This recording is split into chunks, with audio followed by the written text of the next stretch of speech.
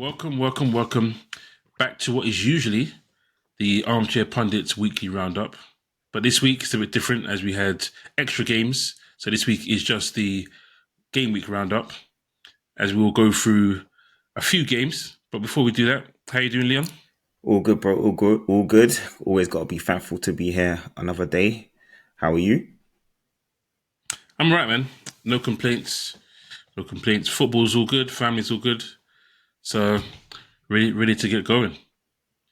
As I said, it is a longer week this week. So the games we'll be discussing: Man United losing to Arsenal 1-0.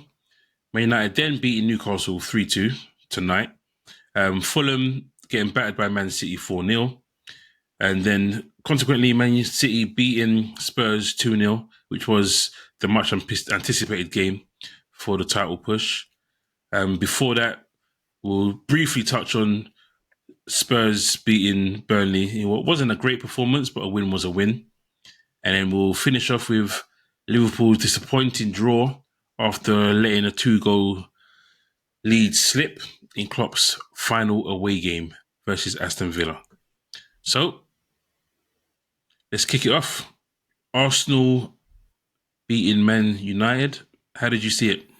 Well, it was one of those games. I think Arsenal, one of their typical away performances, especially against the so-called bigger sides, going out there not to lose. And I think that's been the right strategy for them this year because they have got a much more solid defensive unit, not just the defensive line, but the midfield and how they all help in ensuring they do their jobs when they don't have the ball. I felt it was one of those where I think Man United were looking for a big response after their humiliating defeat to Crystal Palace, and they needed to show that they had some fight left in them.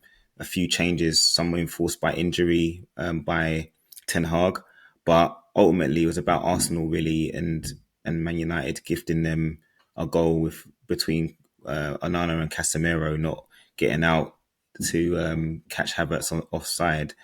You didn't really feel like Arsenal were in any danger, even though I felt, well, not I felt, but on the day, I think Man United probably had a little bit more possession, but yeah, I just felt like it was a typical Arsenal performance, and they got a 1-0 win, and they deserved the victory. Really, it was just another day, another away day, another away victory for them. So fair play. Yeah, as you said yourself, completely comfortable. I mean, expected goals, Man United 0.51, so didn't really look like scoring. And I think Carragher said it, or no, Merson said it, that they only had 2 shots on target and one of them was like 35 yards that he would have saved himself. So as much as Man United huffed and puffed and performed better than they did previously, they weren't really with a chance of winning it. Even if they had scored a goal, Arsenal probably had another level or 2 to go up and to take it on. And it's just credit to Arsenal because it's another clean sheet.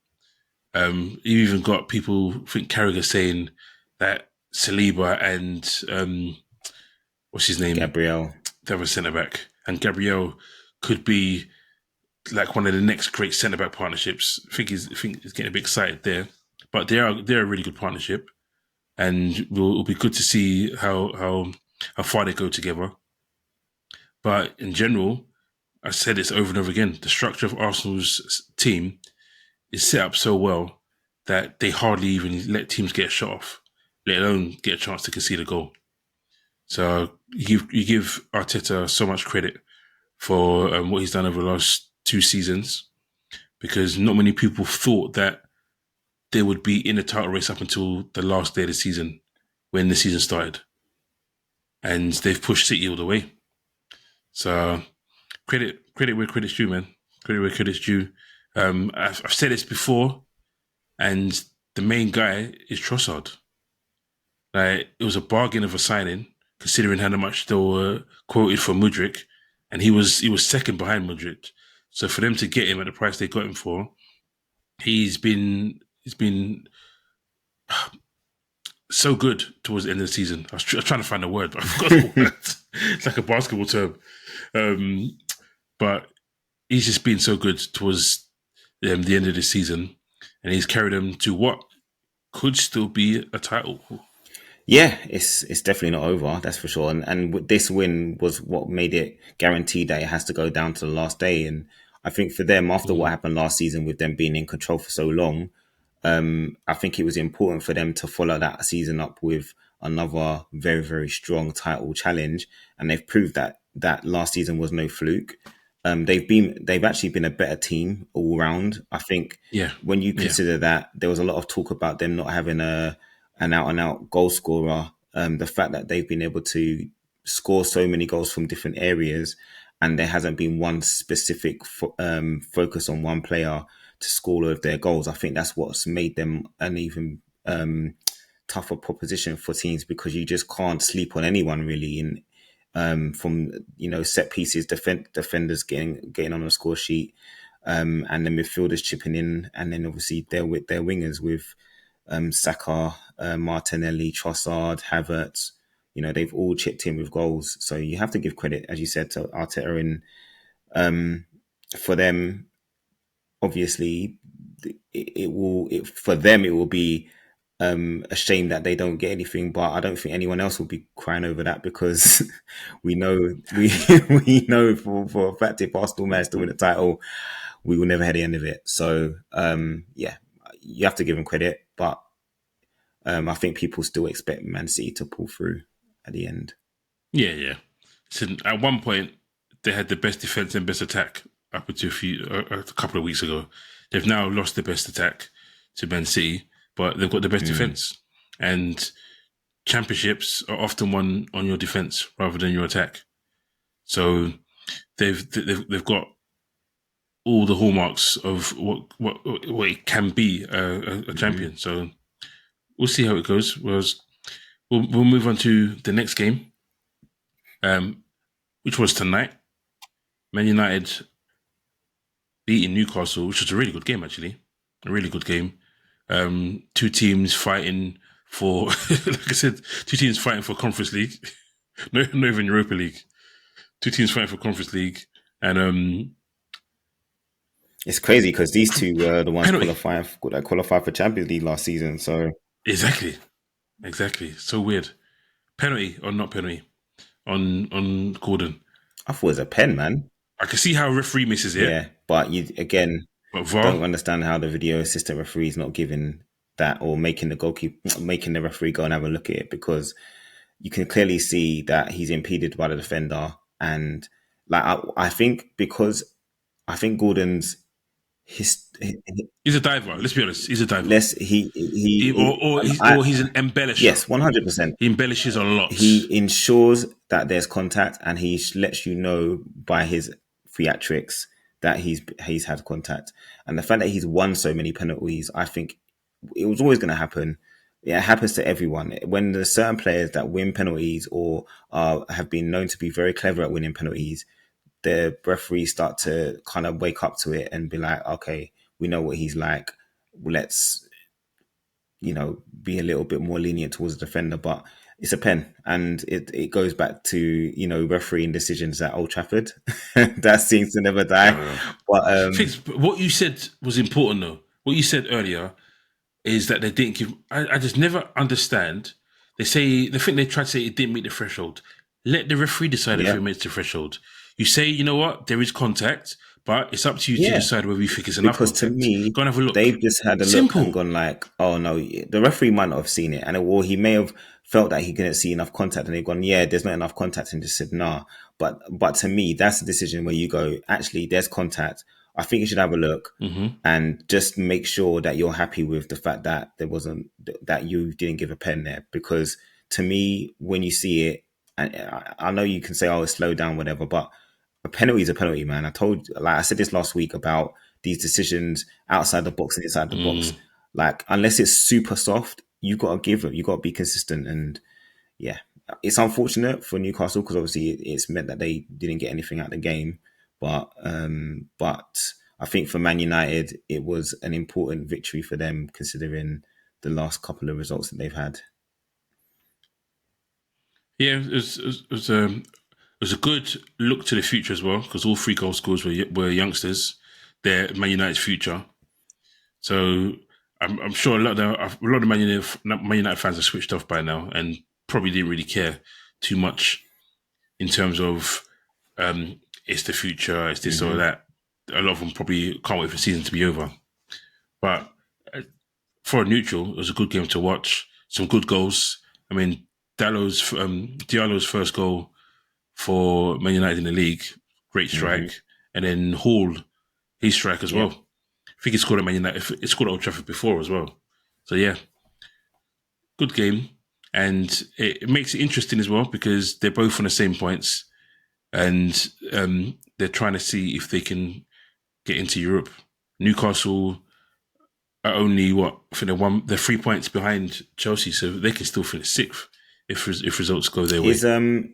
So Obviously Man United are in the FA Cup final. If City yes, win, is the winners only guaranteed the European spot still? yeah, Okay, yes, only the so even winners. though Man City already qualified, if they win the cup, Man United don't get into Europe. Basically, if they don't, No, unless they finish. no, not by Okay, that. cool. I wasn't sure what the rule was on that. Still, that's good. Yeah, So they changed it this season, or they changed it when the yeah, I Conference think League that came makes in. sense. I don't think you should be rewarded for being a runner-up in the cup final. You got, I think new Yeah, form yeah, I should agree. take precedence over that. But yeah, we'll see. We'll see what happens. So moving on to the other team in the title race, the team that most people think are going to win it. On Saturday, as I said, they demolished Fulham Mate, we were 4-0. like, it's going to be a tough Yes. game. Fulham are not easy to beat. They've taken points off Arsenal, Liverpool, and others. Obviously us, but that's nothing. but they were a tough time. They were a tough side, but Man City just dispatched them, man. Just dispatched them. Guardiola. Guardiola's Oh, turning some goal scoring machine. I mean, he's always been a threat Like, for going forward, but of late, he's just hit a real glut of goals, purple and patch. and and and some of them being actually really good strikes as well. Oh, yeah, yeah. Especially two of them. The one in the Champions League And the one in the and then league, the game yeah, after the Champions League game yeah. as well. I can't remember who they played against, but it was literally the game after. Weak foot bangers. Yeah, obviously most people probably captained, if they do fantasy football, captained Haaland for this game week, and we're like, seriously? How did they win 4-0 and he gets nothing? And then he gets taken off before he gets a chance to score a penalty as well, which would have got I'm him sure he something. would have been But vexed again, but yeah, but it helped. It helped with their goal difference. It helped it make it more interesting going forward. But so we move on to, like I said, the most important game of this game week, which was, were the Spurs players gonna be as weak as the Spurs fans and want to lose so that Arsenal don't win the league? Obviously not, because it's their job, and every time they step on a pitch, the players want to win a game. They want to win the game. So in my eyes, there was never any threat of Tottenham players rolling over. nah. Um, It was never going to happen. I think I said Arsenal when I said it previously. If I did say Arsenal, I meant Tottenham. There's no chance of Tottenham rolling over, and the performance showed it. Like literally, I thought, I've never I seen thought, Man City I so thought we nervous. played better than City. I don't think they turned up. You did first I half. felt like Man City were almost expecting us to just roll over. I don't really know what they had, what kind of. No, it's not even that. When Haaland had his interview, he said we were nervous.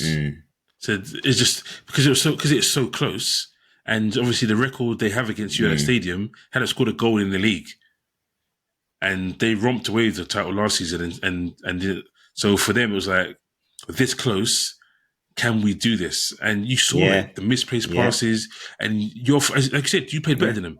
How often do Man United get Man Man United? City. How often do Man City get outpossessed? And you outpossessed them in the first half. So that in itself, they didn't have enough touches to feel confident. So it was really good. I was annoyed because obviously I didn't want Arsenal to win the league just for my personal stuff.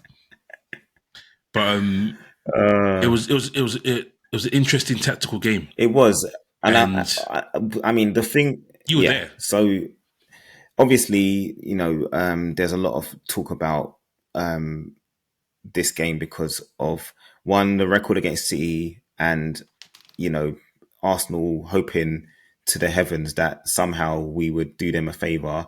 And I don't even look at it like that as doing them a favour. End of the day, we've been in a terrible run of form of late, and Man City have been on fire. Like we've literally won 3 games in 10. We had a really really tough run of fixtures, which we didn't take any points out of any of them. Newcastle, Chelsea, Liverpool, Arsenal, and in between that, a couple of sprinkles of Burnley and Nottingham Forest thrown in.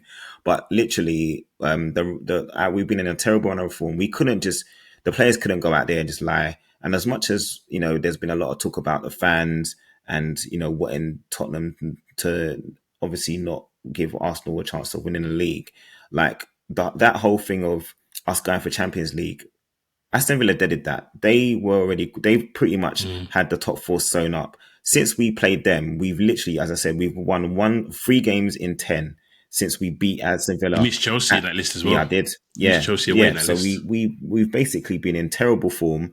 They've deserved it on merit because they've not only had to deal with Europa League playing Thursday, Sunday. They've pretty much been in that spot for a lot longer than we have since the turn of the year. So to me, I just felt like Champions League was beyond us, and there wasn't much to play for. So the fans are obviously going to be like, "Well, we're going to have to play for blah blah blah." Like that whole mentality thing, though, is exactly why Ange Postecoglou is angry, and it's the same response that Conte and Mourinho have said about our club before, and it just shows, right? Because we've been so, as fans, I'm not giving the fans any sort of out here for the way that they were obviously bantering about wanting to give up this game, but realistically, that just shows you the level that we've come to in terms of achievement, because we shouldn't be in a position where we can decide the fate of some of Arsenal's league title, or thinking about not winning a game so that they can't win the league. We need to go in and be involved in those battles and be involved in trying to win things. And the fact of the matter is, we, as I said, shot ourselves in the foot with the performances that we have in previous weeks. Ange has seen now, the DNA and how we have not got a winning mentality within our club. And it's not just, the players that go out there on the pitch. It's got to go right through the club, and it's got to start from the top, and we have to make change. And I'm glad that he's had that reaction, and I hope that that's a wake up call to many, because you can see that type of response is usually a manager that's at wit's end. And you have to say, overall, finishing fifth, when I'll be honest, I said to you, I didn't think we'll finish higher than seventh, sixth or seventh at best, is what I said at the start of the season. The fact that we've managed to get fifth, as long as we avoid defeat to flipping Sheffield United, who've won like 3 games all year, like it would All be season, very bro. Spursy for us to go and lose that game it's not and not gonna get happen. fifth. But seriously, like the fact that he's managed to change the way we play, with we have made some signings, but none of Van der Ven, Udogi, fantastic, but other than that, some of the other signings still, I think there's still the jury out. Vicario's been good, but he's shown weaknesses on crosses and set pieces. So there's still work to be done, and I hope that seriously, like Daniel Levy and the board really, really back a manager like properly. And I don't mean, Is he the right man? I think he's capable of it. I like the fact that he has a very no nonsense approach to dealing with the media. I don't think he's dealt with it. But he didn't handle the media well recently. He hasn't, and I think that's partly because they're going to ask him questions about the fans and other teams, and obviously the way that this whole title race has panned out. He's going to be frustrated because ultimately he can see that the team is not built for them to achieve things. And we've seen other managers get frustrated. We've seen it with Mourinho. We've seen it with Conte. Like, it's the same thing. So to me, there's no point making another change, because nothing's going to change unless we back the manager in the right way. Yes, we spent money, but Mm. have we brought in the actual players that he wants to bring this club forward? Because I'll be honest, as I said, Van der Ven and the doggy aside, there hasn't really been anyone else that's really come out and been like, No, wow, you need a centre forward. Madison fell You need a off centre after forward. injury. Brennan Johnson is not good enough for this level, as in for us to be competing at Champions League level. I don't think he's good enough. Um, Son started off well, but he fell off in the second half of the season, probably through fatigue. Who knows? Probably after, think about it, he fell off after the Asian Well, there Cup. you go. And he's not the only one Since he that's came come back, back from an international tournament and not being great. Let's be yeah. honest. And yeah, to me, I think there's a few signs. We didn't really play Dragusin. Was happy that we actually played Van der Ven at left back because I couldn't believe my guy was Yeah. telling me about playing Played Skip Skip, or we've left been working back. with Skip playing at left back in training. I'm like, bro, you've got Van der Ven who played left back during like his youth stage. He's played it. So why aren't we playing someone who And he's got he's the got that? pace. It's that right. He's He's got the literally, pace. it's like having Dan Burn with pace because For he's real. tall, he's Yeah. quick, and he's actually half decent on the ball, as we've seen. So I just felt like, we've got to back him, man. And, being at the game, it was very strange because obviously you want your team to go out there Because and you be, Poznan. bro, there was like three guys posing and people were going on like there was a whole I 60,000 know. people. I They know. focused on three guys that were probably drunk and doing foolishness. But like there was obviously banter about the whole, not wanting us to win the league and stuff like that. But ultimately, no one wants their rivals to win. And when your team has literally achieved nothing this season, because we haven't, all we've done is finished higher than what we did. We ain't got no trophy still collecting dust. What you don't want is your rivals to be able to throw in your face that they've won something again and you've won nothing. So obviously they're going to be like, we don't want Arsenal to win it. It makes sense. But going Mm. forward, no, we should be focusing on trying to be better and not, finish getting knocked out in the third round of flipping League Cup, not getting knocked out in the fourth round of the FA Cup. Like realistically, we have to be better than that and we have to, give ourselves a chance to compete. And there's Mm. big changes ahead, and I hope that Ange gets what he wants and he doesn't, end up quitting or wanting to quit or making sure he gets sacked like certain managers have done.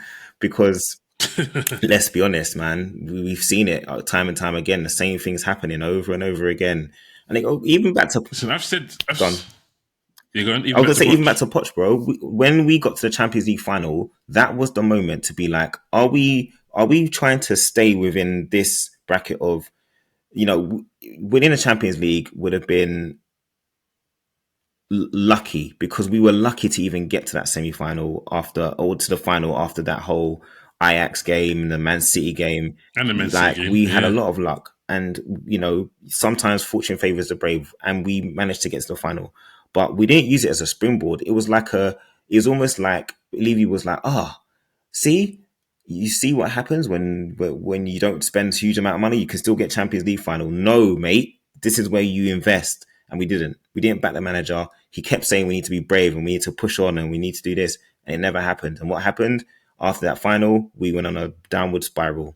So we have to back the manager, and whether he's the right guy or not, time will tell. But we're not going to know unless we give him the support he needs to be able to get the best out of this team and this club. Listen, I've been saying to you all season, there's from an outsider, there's a lot of positives. I think the players you've mentioned are positive. I think Vicario will have a better season next season because if your guys have got any sense, they'll work on his faults in terms of crosses over the summer. I think he might be part of the Italian squad, so he might be going to the As a Euros. shot stopper, he is But fantastic. Like some of the saves he made yeah, the other day, man. Jeez. Like if Lloris was in goal, the problem the with his Lloris chest, like, that he just ended got his there. career at Tottenham, they would have been goals Mm. because he Yeah, fell for off. real. He fell off a cliff when it came to form. But Vicario's shot stopping is great, and I've got no issues with his attitude, like the things that he does within the club with the youngsters as well. A lot of the youngsters really, really gravitate towards him because he's very supportive and he goes to the training sessions with the youth team and stuff like that. But yeah, we need to. It's not just him. Set pieces is the team, as you know. Yeah, It's a collective, yeah. and we need to do more to make sure that he has a protection and he's able to come out and deal with such certain situations. So Maybe your coach needs to get a set piece coach, just like we do. we had a set piece coach and we let him go. He had one of the He had best. one of the best. I think it's Giovanni Vio or something like that. But he was a Conte guy, though, He was wasn't a he? Conte guy, but Conte is chilling at home. So but I guess, but he's not going to stay on without Conte. Yeah, I guess not. I know people want their money, but then Ange's saying he doesn't have specialists in that area, so he relies on his coaching team. He needs to find one. Mate, you telling me? Well, maybe that's part of what he said when he said in the interview that he's learned a few things, and inside and outside of the club, and things where he needs to be better. And maybe he's come to the Premier League, and you can't be as flippant with some of your coaching things as you could be in Asian football in Scottish League, in Scottish football. Yeah, he's learning the hard way. That's in his first season, so yeah. It's a positive first season. Last year, he had no European football, and he's come in. You've lost your legendary striker. We never replaced him, and he's got you back into Europe. And 2 games off from making it to Champions League. So obviously, it's not success, but it's not abject failure. No, definitely not. It's progression, and we have to ride this way. We have to ride this difficult period. And he said there's going to be ups and downs, and you know if we're to look at how other managers have started, you know, Pep got 4th in his first season, I think, with Man City. Arteta got 8th twice, and Klopp got 8th. It wasn't a full season though. To be fair, no, but it's progression. He got 4th in his first full season. So it's progression, man. We just need to make sure that, as I said, we back him for the 100th time.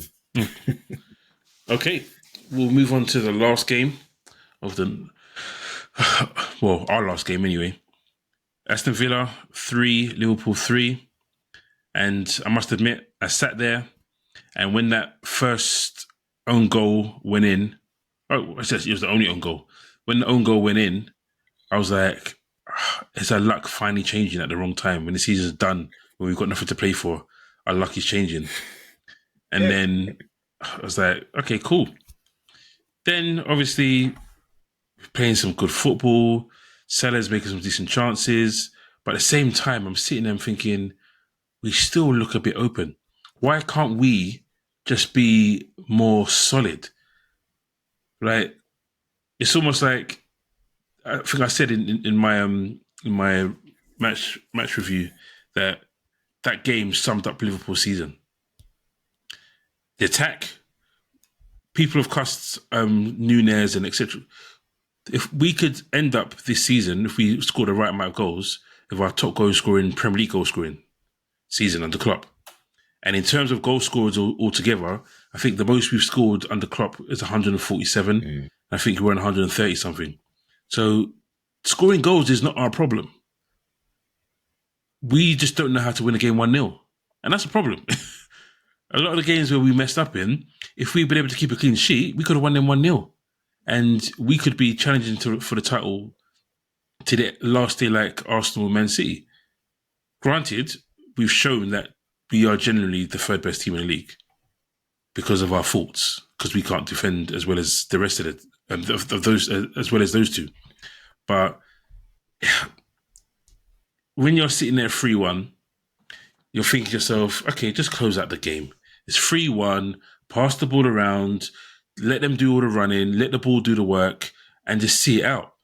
But then Klopp has this idea, which is why I said at the beginning, I think it was Klopp's fault. Klopp has this idea, let's change 3/4 of the midfield. And let's take the one guy that was protecting our defence. Let's take them off because we need more legs and they get a bit tired. And let's do it all at once, make 4 subs. Like, why would you make 4 subs? Let's make 2 subs, let them get settled, 10 minutes, 12 minutes, then bring another 2 subs on. Break it up. But it smacked of, it sounds horrible to say against Klopp, but it smacked of, we've got nothing to lose here. If we don't win this game, we've got 3rd. Let me give these guys a run out. Because Endo was having a decent game. Not fantastic, But as I always say, he closes gaps. He's in the right position because he's a defensive midfielder. He's an As soon as outfield you player. put like, You're never going to look at Endo and be like, "Oh, he's amazing in midfield." That's not his role for Liverpool. yeah, He's not Rodri. He's not no, Rice. He's not playing that same kind of role. He is there to break up, play, and keep it simple, and that's what he does. And as soon as he came off, your mm-hmm. midfield was open, parted like the Red Sea, mate. Because the way Aston Villa just exploited that area immediately after the midfield was changed, it was crazy. And you literally just gave the onus back to them. And Yeah, it showed. I mean, Villa Park's been a very tough place to win at. And you guys yeah, pretty much had that 100%. game on lock. But it's the same thing with you done against Tottenham. Obviously, you was 4-0 up, so the game was done anyway. But the fact that as soon as you made those changes, again, Took off Endo. your midfield was Both open. Your games midfield was took off open, Endo and conceded 2 goals. and it was easy to just play through balls because of that, and it puts your defense on the back foot. And of all players, Jhon Duran, this guy is I know. not really been able to find his feet in the Premier League, but he gets a brace. Obviously, one of them was extremely fortunate. Like, literally, it's the back of his heel, floats over with spin as well over Alisson's head. But But it's bad when I called a draw. I said 4-4 to Josephine. I said 4-4, but 'cause I assumed we may get one more. I thought they might get a couple, then we'll get one, and then they'll get a late equalizer. And I was like, because it was probably the worst game I've seen McAllister play for us. He just could not find a player. It's like 2 goals were his fault. Although, to be fair, Klopp has said that for the second goal, which is classed as his fault because he loses the ball should never have been passed into that no, he area. shouldn't. But even if it does, just wall pass. Just pass it back. You can't see what's around you. Just wall pass. We've done it. So I've seen him do it so many times. He does a wall pass, then he You moves. need to have the awareness, but also the player that's playing that pass has taken the cheap way out because he was being pressed. So he played the ball to McAllister, who was also being pressed. He should have seen that guy was coming and shouldn't have given the ball there, because unless McAllister was on the half turn, like, he wouldn't have been in a position to get himself out of that situation very easily. So Yeah. To be fair, on a normal day, he had a poor game. On a normal day, he controls it better. It was miscontrol. And when he opened his body, he lets it run way too far and then he has to chase it. So on another day, we don't say anything because he gets away with it. But he was having a stinker. And even, to be honest, even at a certain point, take him off and bring him by Cicic. We still had the option before they scored a second goal, because I think they scored a second goal in that 80-something minute or something like that. So we had a chance to rectify it and to hold it out. Like, again, it was a dead rubber, so it didn't mean anything. But it would have been nice. It was a really good dead rubber game, bro. I mean, it wasn't a dead rubber for Villa because they were obviously trying to make sure they secured the Champions League spot, and they pretty much did with the draw. Had they lost that game, it would have probably given us more incentive to go and try and do something against City, but who knows? But even when maybe our players had that in mind, then they didn't want us to win it either. No, they've probably got more issue Man City win it, if I'm honest, the Liverpool players, than Arsenal. They're professionals, man. It doesn't matter. Banter and all of that is not the same. You're right. It's us fans that are. That doesn't come into their minds. They've got to play football, man. They get paid. We've seen man play for teams who they despise of, like, as a fan, but they've had to play. That Darren Bent, Arsenal fan playing for Tottenham. Let's not go there. Wasn't a fan of him anyway, so it makes a lot of sense. But yeah, man, it's for Villa. It's been a good season for them. I think they can be proud. I think Unai Emery's proved, what a good manager he is. I think they were. I mean, they're in relegation when he took over from Gerrard. Bro, his winning record. I think they showed the graphic winning percentage of managers at Villa, and he is leaps and bounds ahead of everyone. And I think the second place is Martin O'Neill, but I think he blew him out of the water. I think he won like 20%. Let's be honest, he's the best manager they've had in the modern era. 100%. But he's also the most talented out of the coaches they've had too. Let's be honest. Yeah. Like, Unai Emery has. That's what I mean by the best manager. That's what I Yeah, mean. That's what I mean by the best yeah, manager. Not results yeah, wise, he's the best yeah, one individual. hundred percent. But it's going to be interesting because they've managed to handle having the Thursday, which is always harder, Thursday, Sunday. Yes, it's an easier competition, but they've got money as well. It's not like they're struggling. Their owners are rich, so they can revamp. They can buy more players, get rid of some deadwood, and because what Champions League next season's an extra 2 games, so you get eight Yeah, games. That's even more yeah. money coming into the coffers. So it'll be interesting to see how they do because I'll be honest, they deserved to finish in the top four this season. I think if they didn't have Um, Unai, I'd be worried for them. But I think because of how he knows how to deal with the Champions League, European football. he deals with European football. Obviously, he's not necessarily a Champions League specialist, but you're playing a Mm. lot of the teams that he would have come up against in the past anyway.